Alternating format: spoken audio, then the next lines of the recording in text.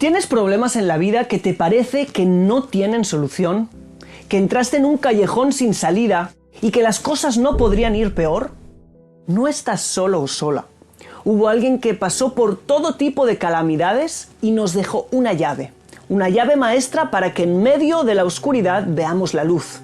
Hay algo que puede cambiarlo todo para bien y puede salvarte, no importa la situación en la que te encuentres ahora.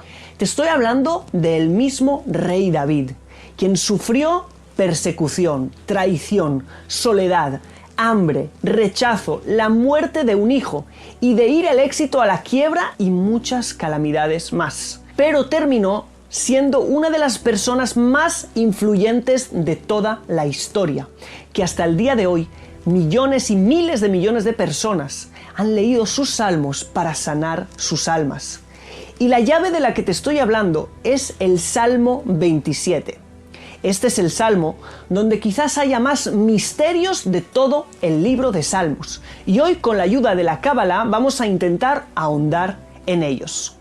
Como en mis otros vídeos de los Salmos, leeremos desde el hebreo bíblico, porque solo allí podremos descubrir lo que estos textos tienen para nosotros que no se ve en el español. Y para eso iremos verso por verso.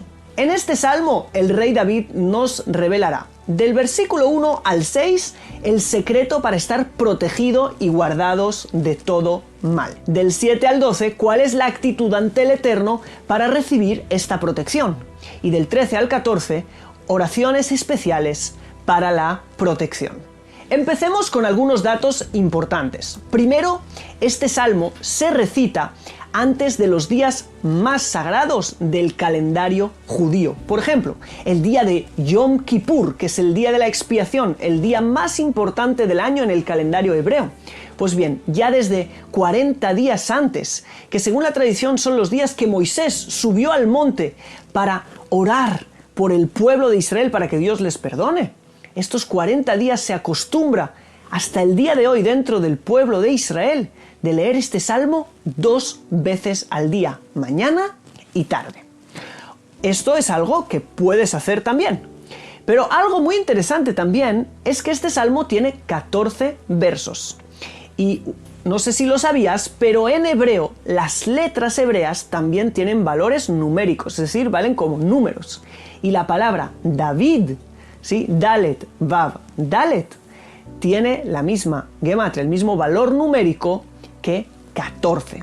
Así que David, en estos 14 versos, nos está revelando no solamente una llave, sino su llave más personal, que le llevó al éxito que tenía, que le llevó a morir feliz y contento, a pesar de todos los problemas que tuvo.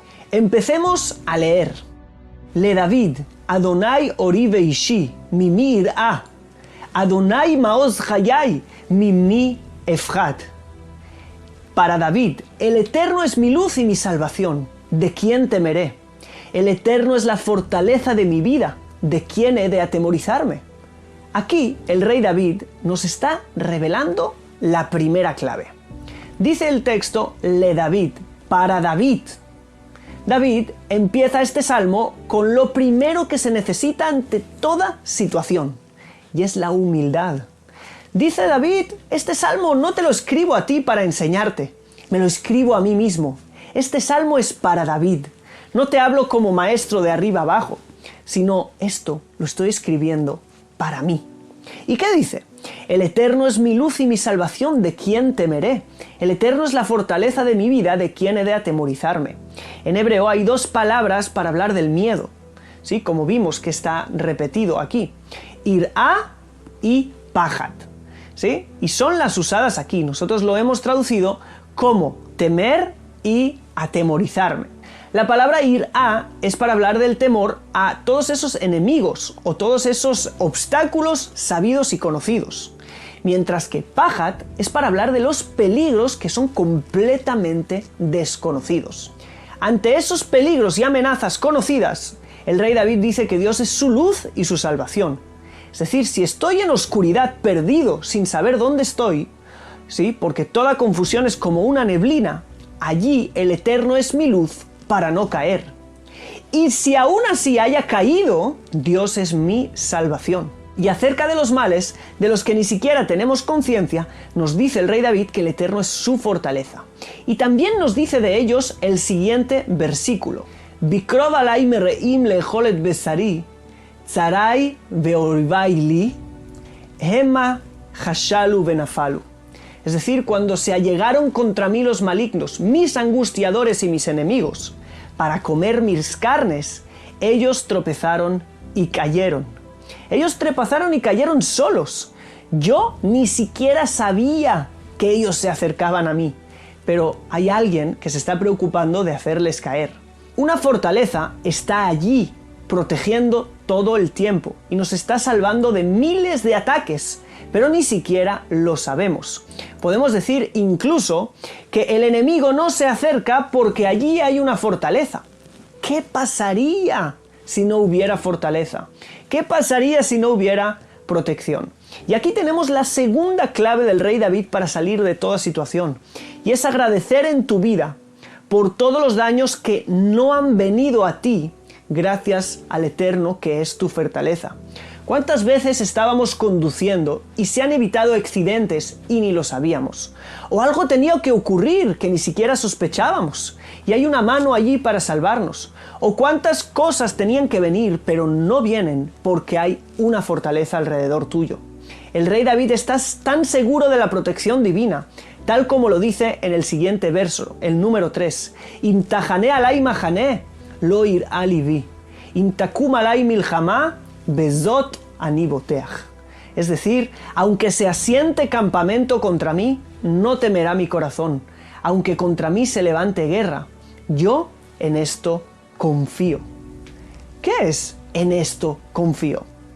Vamos a ver la explicación profunda del verso. El Arizal, Rabbi Yitzhak Luria Ashkenazi, nos explica: si se asienta un campamento contra mí, no temerá mi corazón. Dice, no solo porque sé que voy a vencer, sino porque incluso sé que este campamento que se asentó delante de mí, lo permitió Dios allí, no para algo malo para mí, sino para una ayuda para mí. Porque todo está programado por el Eterno para ayudarme. Por lo tanto, dice en la continuación del versículo, si se levante guerra contra mí, después de que acampó ese campamento, si va a levantarse una guerra contra mí, es decir, otra, no ese campamento, sino otra guerra contra mí, en esto confío. ¿Qué es en esto? Dice el Ari, en esto que acaba de pasar, el campamento que acampó contra mí, ¿sí?, será usado para ayudarme a la guerra que tenía que levantarse contra mí. Ahora ya no se levantará contra mí porque hay otro campamento allí, ¿sí? Entonces lo que a priori yo pensaba que era un campamento que me amenazaba, yo sé que Dios todo lo permite para bien. Y lo que está haciendo el Eterno, poniendo un campamento delante de mí, es para evitar esa guerra que se tiene que levantar. Por eso es que yo confío en esto. La palabra Zot es un secreto muy grande. Dicen los sabios que la palabra Zot tiene que ver con la presencia divina, lo que llamamos en hebreo la Shejinah. ¿Y la Shejinah qué es? La Shejinah es la intervención divina aquí en el mundo bajo, cuando Dios se manifiesta aquí abajo. ¿Y cómo se manifiesta Dios? Con todas estas cosas que van ocurriendo, cuando entendemos que es Él quien mueve las fichas. Es como aquel que se le fue la electricidad en la casa y estaba quejándose con Dios. ¿Por qué se le fue? Cuando de repente pasaron alrededor un montón de personas que entraban a las casas y las saqueaban. Pero cuando vieron las luces apagadas de la casa, pensaron que no había nadie, entonces ni siquiera entraron, porque lo que buscaban era dañar a las personas que habían dentro. Entonces, en vez de quejarnos cuando se va la electricidad, entendamos que al revés, en esto hay que confiar, porque esto seguro nos está protegiendo del resto de cosas que podrían pasar. Pero hay otra interpretación en este verso que va ligada con los siguientes versículos. Así que vamos a leerlos. ¿Qué es en esto confío? En esto que voy a decirte en el verso 4. En mi actitud a partir del verso 4. Dice el verso 4. Achat sha'alti me'et Adonai, ota avakesh, Shivti bebet Adonai kol yemei hayai, lachzot benoam Adonai, ulvaker be'echaló. Una cosa he demandado al Eterno y esta buscaré, que esté yo en la casa del Eterno todos los días de mi vida, para contemplar la hermosura del Eterno y para visitar en su atrio. Una cosa. ¿Qué es una cosa? Cuando hablamos de he pedido una cosa es no he pedido otra. He pedido una única cosa. ¿Por qué? Porque al lado de eso no quiero nada más. Porque allí lo encuentro todo. Allí está incluido todo. En habitar en la casa del Eterno todos los días de mi vida. ¿Sí? Pero ¿qué casa, David? Si en tus tiempos no había templo en Jerusalén, no había una casa física en este mundo. Si tu hijo Salomón construyó la casa al Eterno, pero tú no. No, dice David, me refiero a otra casa. El lugar de la presencia divina arriba. ¿Sí? El lugar de la presencia divina arriba. Si consigo el apego a la luz del Eterno, si consigo estar en ese lugar apegado, en ese estado de apego continuo todo el tiempo, en eso confío de que no me va a pasar nada. Tal como sigue el quinto verso. Ki itzpeneni besuko beyom ra'a, istereni beseter oaló betzur yeromemeni. Porque Él me esconderá en su tabernáculo en el día del mal, me ocultará en lo reservado de su tienda, me pondrá en alto sobre una roca. Porque en ese lugar, en el que hablábamos de apego arriba, Él me ocultará en su sukkah, su tabernáculo, y en su tienda. Son lugares tan íntimos. Una sukkah, ¿sí? O un tabernáculo es un lugar donde alguien mora allí, pero no tiene nada. ¿Sí? Es como una tienda de campaña. Y solo está Él. Y si estás con alguien en una tienda, allí solo estarás tú y Él. No hay mucho más. Eso está hablando.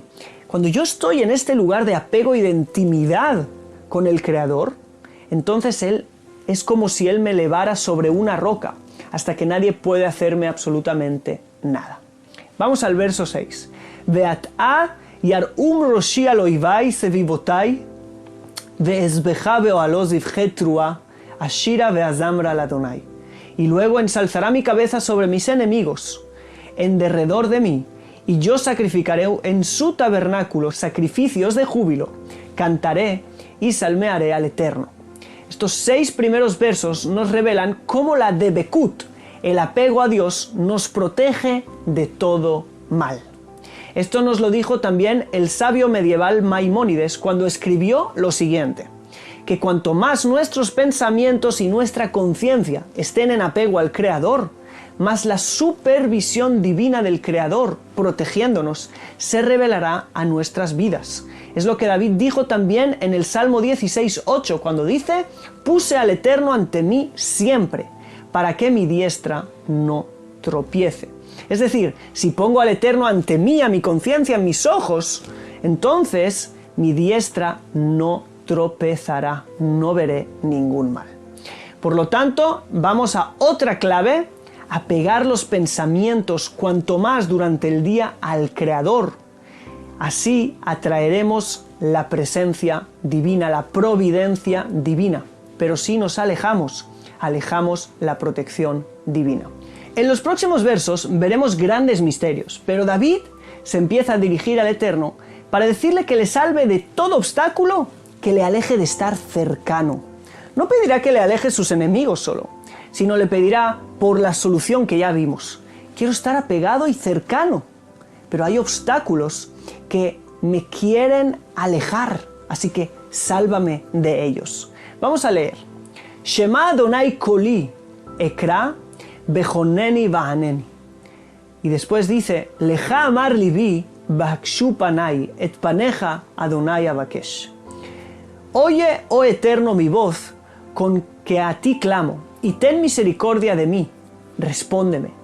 Mi corazón ha dicho de ti, buscad mi rostro, tu rostro buscaré, oh Eterno. Este sea quizás uno de los versos más profundos de todo el libro de los Salmos, porque a priori no tiene mucho sentido.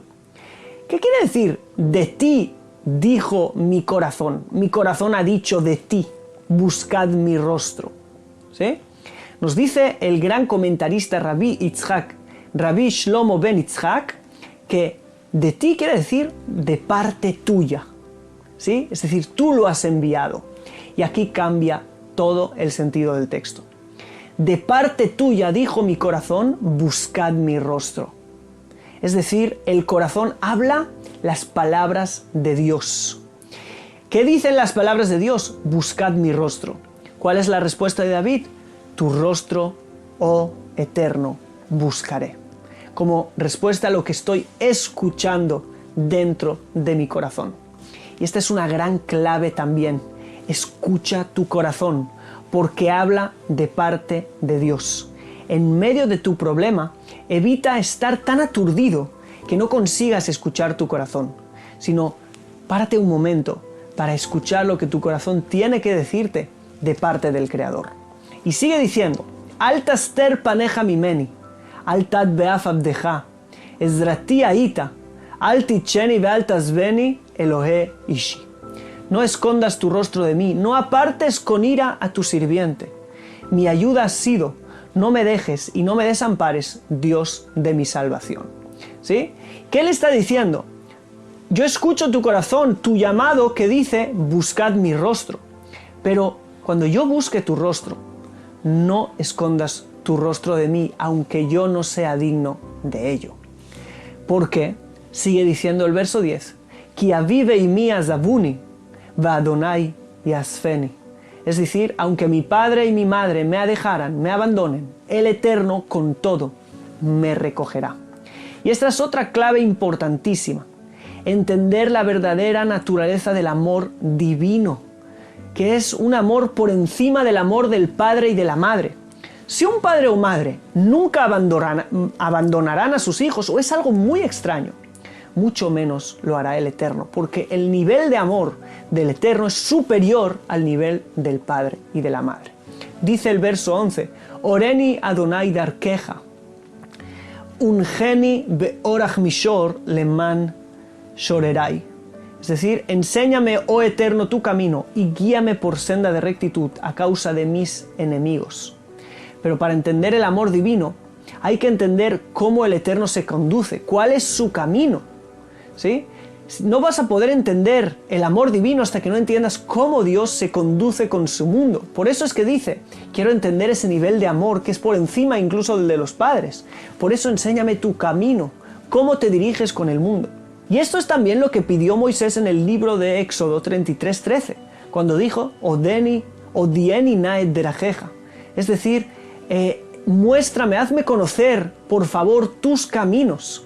Y el Eterno le reveló ¿qué? Los 13 atributos de misericordia. Y esta es la respuesta. Yo me conduzco con misericordia para con mi mundo. Y aunque el rey David pidió entender el camino, que en hebreo es derech, también pidió ser guiado por orach mishor, camino recto. Pero es otra palabra para camino, es la palabra senda, orach.